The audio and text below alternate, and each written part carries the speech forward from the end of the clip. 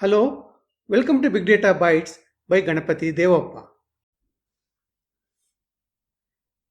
In this video, you will learn about schema registry and streams features of Apache Kafka, a real-time big data messaging platform.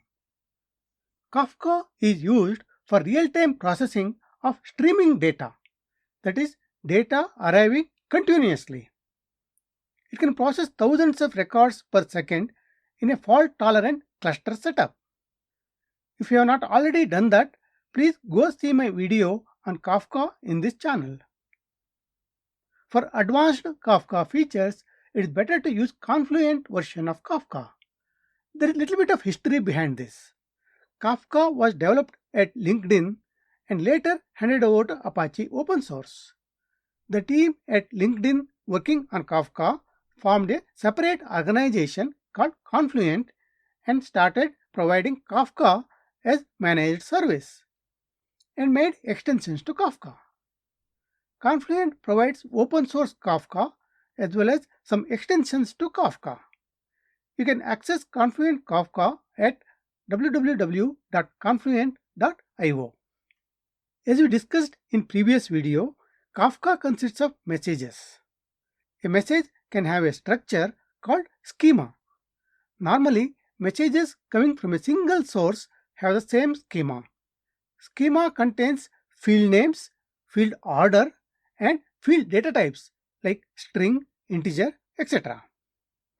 For example, stock market data may have fields ticker, time, and price in that order.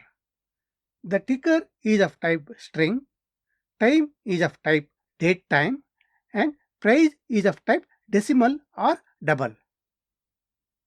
Schema registry provides a way to add structure to the messages in Kafka. It stores the schema for messages. The schema registry is maintained by a separate process independent of the Kafka processes. It allocates a unique ID to each schema. Producer can register the schema and consumer can access the schema using the schema ID.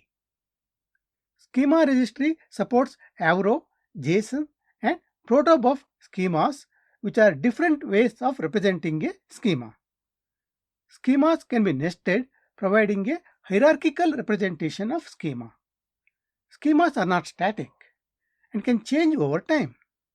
Schema evolution is supported through Avro schemas.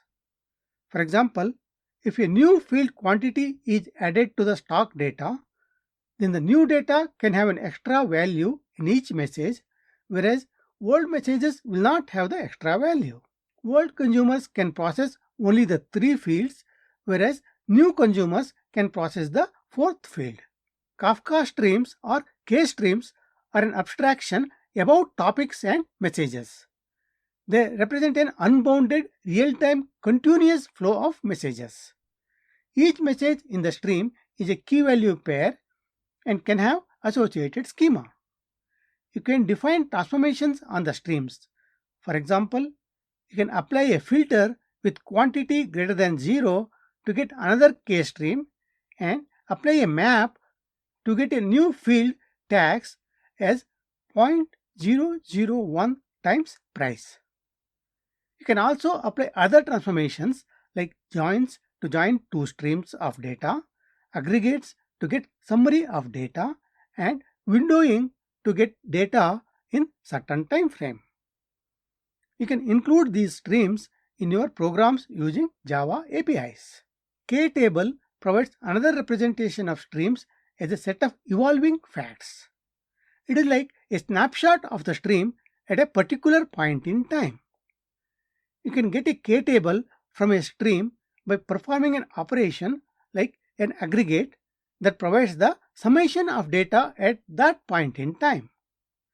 K-stream and K-table are interchangeable and you can get one from the other.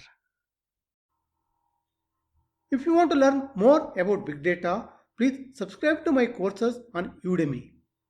If you are a manager and want to learn about various big data tools, then you can take the Big Data for Managers course.